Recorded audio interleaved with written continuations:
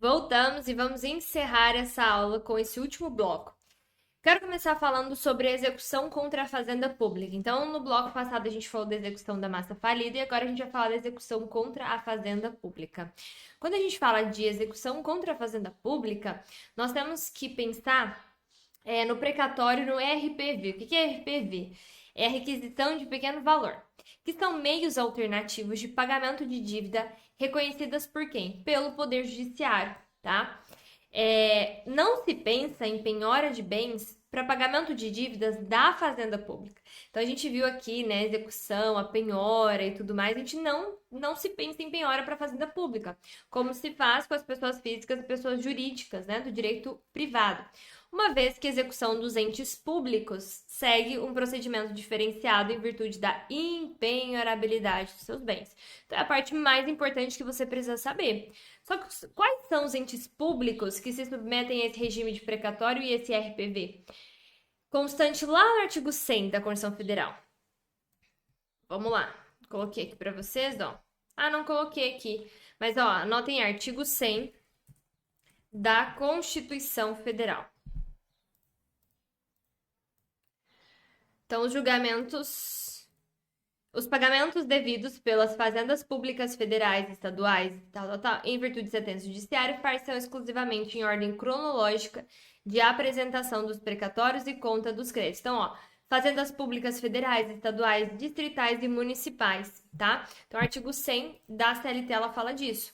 Então, ó, apenas entes de direito público, União, Estados, municípios, Distrito Federal, autarquias, fundações. Então, o que significa dizer que as sociedades de economia mista e as empresas públicas, elas não se submetem ao regime diferenciado. Só que as normas previstas lá no artigo 880, que a gente viu no último bloco, que determina o pagamento de outras ações, sob pena de penhora de bens. Então, seguindo o procedimento, tem-se que o ente público, né, uma vez citado, ele pode oferecer o quê? Embargos no prazo de 30 dias. Então, aqui o prazo é diferente. Onde é que está isso, Sá? Lá no 910, ó, 910 do CPC. Ele trata esse prazo de embargos diferente. Para a Fazenda Pública, tá? E os entes de direito público. Então, ó, na execução fundada em título extrajudicial, a Fazenda Pública será citada para opor embargos em 30 dias. Então, o prazo é diferente aqui, é o que seria cobrado na sua prova, tá? Além da diferença em relação ao prazo, né, já que lá no artigo 884 da CLT prevê o prazo de 5 dias, prazo para as pessoas de direito privado, não há necessidade de garantia do juízo, o que difere dos embargos apresentados pelos entes privados, né, tá? Que tem no 884 da CLT, a previsão da garantia para a penhora. Então, após o julgamento dos embargos, o juiz da execução ele vai determinar a formação de um pequeno processo, chamado de precatório, né? Formando as principais peças do trabalho para que o presidente do tribunal remeta esse autos ao Poder Executivo, determinando que seja incluso o pagamento ali, o orçamento do pagamento, certo? Deixa eu ver se tem mais alguma coisa importante aqui da Fazenda Pública. Nós temos o artigo, a Lei 10.000, eu não coloquei ela aqui para vocês, deixa eu ver. Não coloquei, mas nós temos a Lei 10.259 de 2001. Deixa eu só conferir se é isso. Não, fala das instâncias. Eu não sei, vou colocar aqui embaixo se eu achar. Mas que fala que o ente público ele vai ser citado para pagar em 60 dias, que ele precisa depositar a quantia lá no Banco do Brasil ou na Caixa Econômica Federal, tá? Mas enfim, o que vocês precisam saber é isso, tá? Outra coisa também importante que eu não coloquei aqui é a certidão negativa de débitos trabalhistas, antes da gente falar da desconsideração da personalidade jurídica. Lá no artigo 642-A, abram ele aí, deixa eu ver se eu consigo abrir com vocês. 642-A.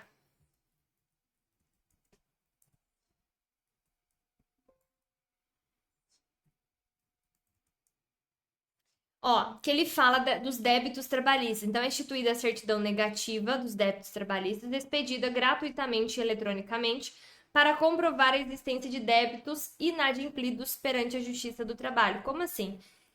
Esse artigo, tá? Ele trata da prova da inexistência de débitos trabalhistas e tem por finalidade, como o próprio nome esclarece, provar que existem débitos da empresa perante a Justiça do Trabalho, ou seja, que a empresa não foi condenada, né, e possui débitos em aberto perante a Justiça do Trabalho, o que presume ser uma empresa cumpridora de suas obrigações. A importância dessa certidão, né, que é a CNDT, ela é vista em diversas situações, como nas contratações com empresa terceirizada, em que a tomadora dos serviços ela exige a apresentação de uma certidão ou de apresentação em licitações, tá? Ou em caso de empréstimos e financiamentos também. Enfim, tem essas questões mais da prática, tá? Agora, para a gente encerrar esse assunto de execução, né, um assunto denso, eu sei, mas a gente vai ver novamente, pode ficar tranquilo. Nós temos a desconsideração da personalidade jurídica, tá? Vamos falar um pouquinho da desconsideração da personalidade jurídica, que é um instituto novo. O CPC de 2015, ele trouxe, né, uma modificação em relação à desconsideração da personalidade jurídica, ao criar um procedimento para aplicação da teoria e realização da penhora dos bens do sócio, o que não havia, né, no novo código. Só que os juízes do trabalho, eles desconsideravam a personalidade jurídica e penhoravam os bens do sócio sem qualquer procedimento. Era meio que aqui, ó, vozes da minha cabeça, né, no intuito aqui, no intuitivo.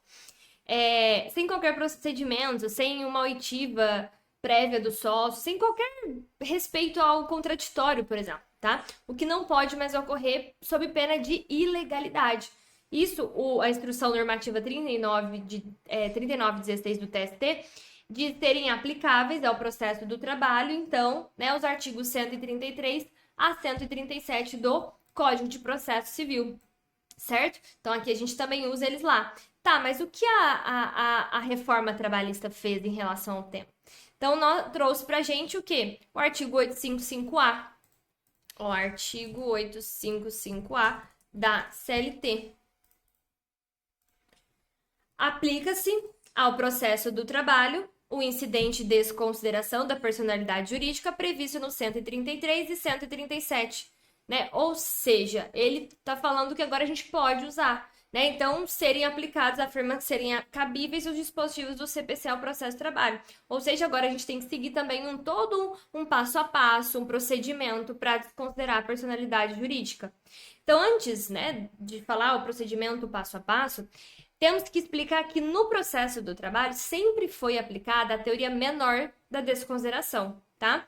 Que não prevê a necessidade de demonstrar um desvio de finalidade ou uma confusão patrimonial para então atingir os bens do sócio.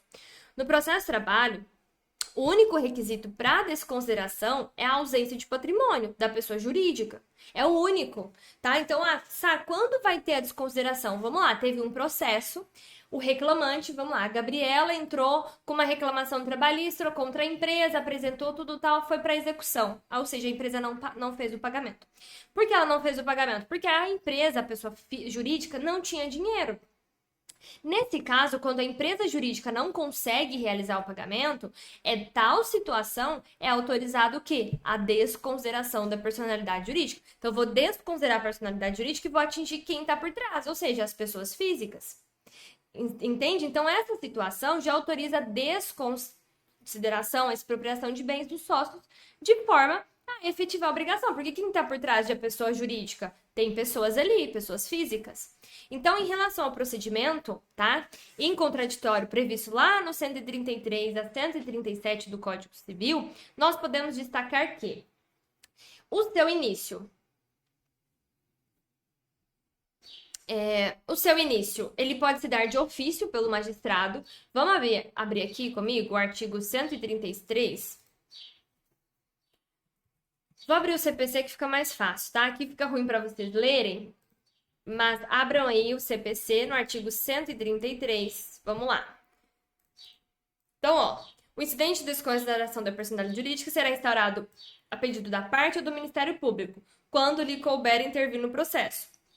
Então, a primeira coisa, o início ele vai dar de ofício pelo magistrado ou a pedido da parte. certo? Conforme também a Instrução Normativa 3916. O procedimento, apesar de mais comum no processo de execução, ele também pode acontecer no processo de conhecimento. Então, muito cuidado para não achar que o incidente de desconsideração ele é só na execução. Ele também pode ocorrer no processo de conhecimento, principalmente quando houver risco de esvaziamento do patrimônio da empresa e dos sócios, tá? A instauração do incidente, né, ou procedimento, suspende o processo. Então, vamos lá, tem uma dívida, o juiz vai, então, desconsiderar a personalidade jurídica. Esse incidente vai o quê? Suspender o processo, tá? O sócio será notificado para apresentar defesa e provas em 15 dias. Então, vamos lá, voltar para o 855A, lá no parágrafo... Não, isso aqui do sócio não. O sócio ele vai apresentar defesa e prova em 15 dias. Agora, vamos ler o 855A, parágrafo 1º, ó. Da decisão interlocutória que acolhe ou rejeita o incidente. Na fase de cognição, não cabe recurso de imediato. Na fase de execução, cabe agravo de petição. Então, ó, da decisão interlocutória que vai acolher ou que vai rejeitar a desconsideração da personalidade jurídica, lá na fase de execução, decisão na execução, agravo de petição.